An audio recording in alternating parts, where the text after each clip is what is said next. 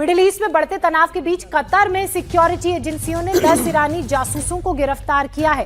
Qatar security force के मुताबिक पकड़े गए जासूस देश के जरूरी मिलिट्री इंफ्रास्ट्रक्चर से जुड़ी सेंसिटिव जानकारियां इकट्ठा कर रहे थे।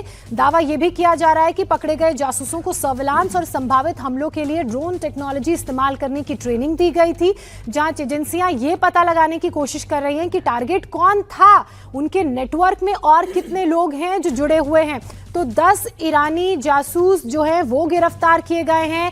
3 जासूसों को ड्रोन ट्रेनिंग दी गई थी, ऐसा भी दावा है। और लगातार जिस तरह से ये महायुद्ध चल रहा है शोएब, उस महायुद्ध के बीच में ईरानी जासूसों की गिरफ्तारी क्या एक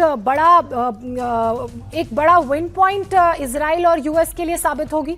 देखिए, अरब देशों में हर जगह पर, चाहे वो CIA हो, ईरान के जासूस हो, इजराइल के जासूस हो, तमाम जो लोगों की जासूस है वो खूब है। क्योंकि चाहे दुबई हो, कतर हो, सऊदी अरब हो, इन तमाम जगहों पर अमेरिकी इंटरेस्ट की, चाहे अमेरिकी अड्डे हो, उनसे जुड़ी हुई जो उनके हित के मामले हैं वो बहुत ज़्यादा है। इसलिए ईरान को भी ये पता है पहले से ही कि अगर जंग होगी तो वो, जिस तरह से प्रोफेसर साहब कह भी रहे थे, अमेरिका में जाके तो न्यूयॉर्क पे कोई हमला नहीं कर पाएगा वो, या दूसरे शहर पर।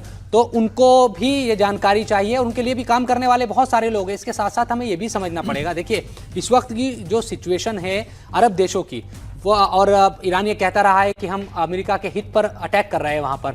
वहाँ की जो आबादी है, ख़ास तौर पर चाहे वो बाहर से जाने वाले, सऊदी अरब में लाखों भारतीय रहते हैं, इसी तरह दुबई में, दूसरी जगहों पर भी अलग अलग देशों के लोग रहते हैं, है ज़्यादातर मुस्लिम लोग।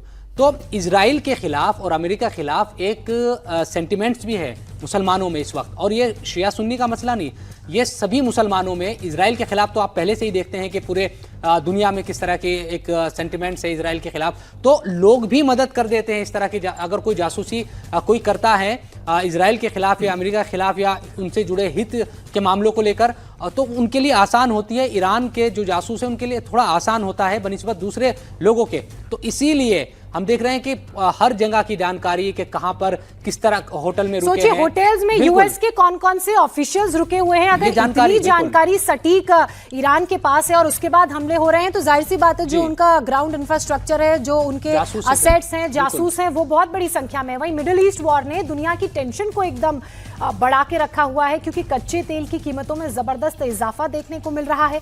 इंटरनेशनल मार्केट में अगर कच्चे तेल की कीमतों की बात की जाए तो 12% की तेजी देखने को मिली है और दाम $85 प्रति बैरल के पार पहुंच चुके हैं, जो कि एक साल में अब तक के सबसे ऊंचे स्तर पर पहुंचने का अनुमान है। और अगर इसी अनुमान के मुताबिक चले और ये वॉर लंबा खिंचता रहा तो कच्चे तेल की सप्लाई रुक सकती है, जिससे तेल की कीमतों पर सीधे सीधे असर पड़ेगा, वो 7वें आसमान पर पहुंचेंगी।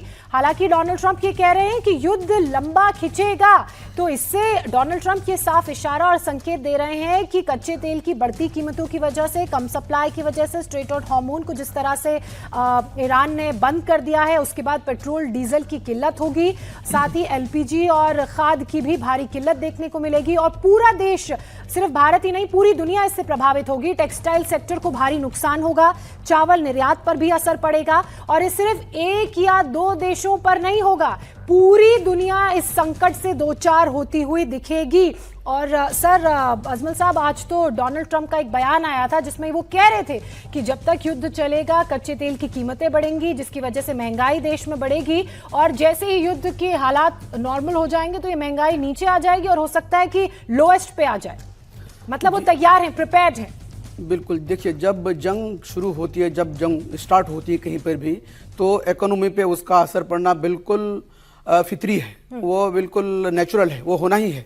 और इस जंग ने तो बिल्कुल साबित कर दिया है कि ये जो इकोनॉमी, पूरी दुनिया की इकोनॉमी पे इसका असर इसलिए पड़ेगा क्योंकि स्ट्रेट ऑफ हॉर्मुज जो है वो बहुत इंपॉर्टेंट पॉइंट है, जो पूरी दुनिया के जो मैरीन जो बिजनेस सप्लाई है वो वही एक स्ट्रेट गेटवे है जिसके जहाँ से सप्लाई होती है पूरी दुनिया के अंदर। हत्ता के वो जो अरब कंट्रीज़ हैं, अरब कंट्रीज़ में जो वहाँ तो वो ज़्यादा उपजाऊ तो है नहीं, वहाँ तो सब एक्सपोर्ट, वो लोग इंपोर्ट ही करते हैं, एक्सपोर्ट ही होता है उस तरफ। तो अगर वो बंद हो जाए तो मुझे लगता है कि ये अरब कंट्रीज जो है वो लाले पड़ जाएंगे खाने के, उनके पास जो है ना वो अनाज मिलना बहुत मुश्किल हो जाएगा। उनको जो अभी तो बिल्कुल वो पैकेट वैकेट खा रहे हैं, लेकिन जब वो बंद हो जाएगा तो सारे वो सब पिज्जा और जितने भी ये पैकेट फूड मिलते हैं वो सब बंद हो जाएंगे। तो वो स्ट्रेट ऑफ हॉर्मुज़ जो है वो एक ऐसा पॉइंट है जो पूरी दुनिया की इकोनॉमी को वो असर करेगा। और ये सिर्फ ऐसा नहीं है कि वो मिडिल ईस्ट में ही, बल्कि पूरी दुनिया, इवन ये इंडिया, पाकिस्तान, रूस, चाइना, सब के ऊपर इसका असर होगा। इसलिए इस जंग को रुकवाने के लिए अभी ये जो वर्ल्ड पावर्स हैं, जो बड़े बड़े कंट्रीज हैं, इनको सामने आना चाहिए कि लंबी ये जंग न छिड़े। इसलिए कि जब जंग छिड़ जाती है तो ये जंग रुकना बहुत आसान होता है, जंग स्टार्ट होना बहुत मुश्किल होता है, जब उसको रुकवाना बड़ा मुश्किल होता है।